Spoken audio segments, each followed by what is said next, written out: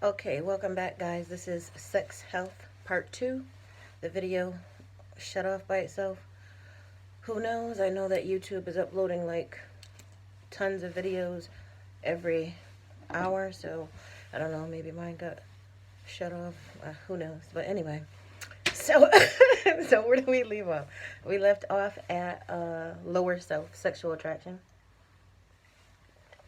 Okay, so lower self sexual attraction, just to go back over things, are taste, touch, sight, sound, smell. So if you look with your eyes, you smell with your nose, you hear things with your ears, you touch things with your hands, you taste things with your mouth, your tongue. If you're interested in a partner because of those five things, then maybe you should look a little bit deeper, or maybe you shouldn't be having sex. Um, Maybe you should seek a higher perspective of things and a higher form of connection before you try to connect with other people. You should try to actually connect with yourself first. That's the main thing. Is connect with yourself. Find out who you are, what you like, what turns you on, what turns you off. And then when you meet somebody, you'll know whether you should be having sex with them or not. Okay, so the next thing was ascending in love. So if you're ascending in love when it comes to sex, you're not falling in love. To fall in love is to descend, to devolve, to spiral down. We don't want to do that. We want to spiral up. We want to ascend in love. You grow in love. So let's say your partner is doesn't have, well, first of all, nobody's going to be perfect for each other. So let's just get that out the way. So if you're willing to work with somebody, I believe that growth is a form of ascending in love. When you are both on a certain level and then you are researching things together, you're finding things out together, you're experimenting with things together, then you can grow in love. And another thing when it comes to sex health, if you have a sex life with a past partner, and let's say you enjoyed your sex life with this sex partner, and then you get with somebody else, I don't think you should take those ideas into a new relationship, because you're probably a different person and that's a different person, and they have different likes and dislikes, wants and needs. So don't, be like, oh, my sex life was bomb with this last person, so when I get into a new relationship, I'm just going to do the same thing, and he's going to love it too.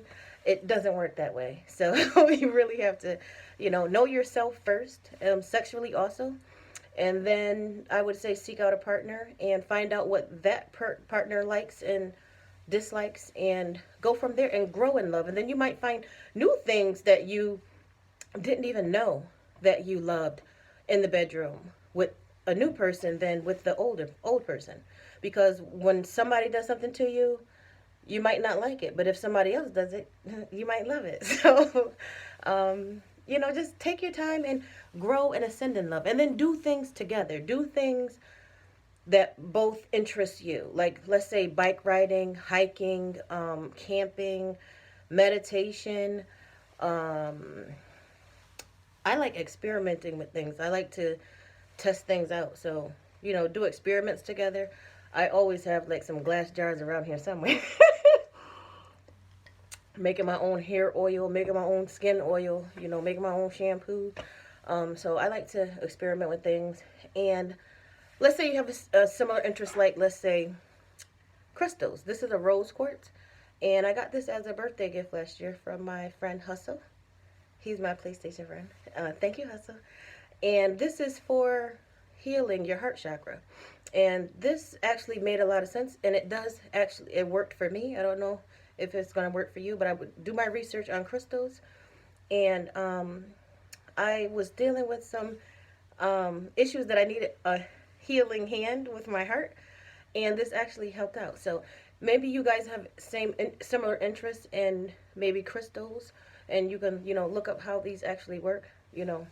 This is actually a natural resource, but that's for a different video.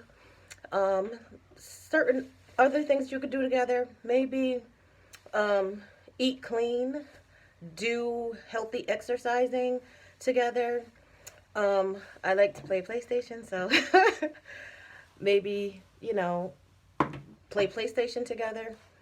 Let's see what else you can do together. I like to read, and I like to research. So definitely reading and research together. Like if you read books together, then you can discuss things. So I think that would be a turn on when it comes to sex health. Um, Communication is important. It's very important.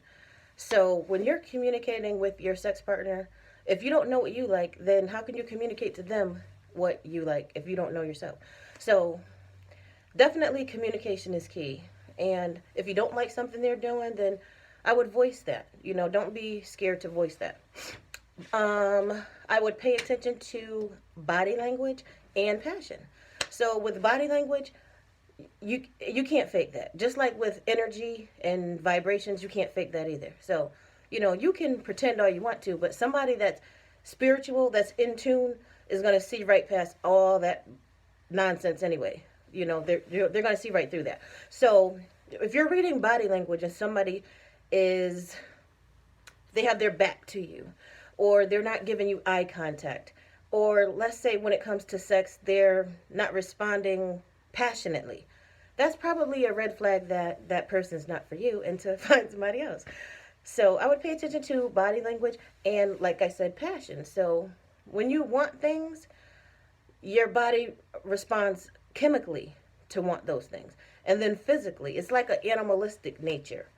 So be spiritual, but when it comes to sex, I think that you definitely need passion. So there has to be some kind of, um, there has to be a lot of passion for a good, healthy sexual relationship. So also be ready for parenthood because contraception doesn't always work, and a lot of people don't believe in contraception. Contraception can be against people's moral or spiritual value systems. So I think that if you're engaging in sexual behavior, you should actually be prepared for if you did become a parent, because that's what sex is. Sex is an act of creation. So whether you're creating something on a physical realm, meaning a baby, or a spiritual realm, that's a whole nother story because a lot of people have, you know, spiritual offspring and they don't even realize that. But that's, you know, for another day. And also with sex health, you gotta be very careful about what you're thinking about at the point of ejaculation or orgasm, because like I said, sex is an act of creation. So when you're having sex, you're performing a ritual, and on top of that, you're creating things. So you have to be very careful about what you're creating when you're having a sexual experience by yourself or with someone else.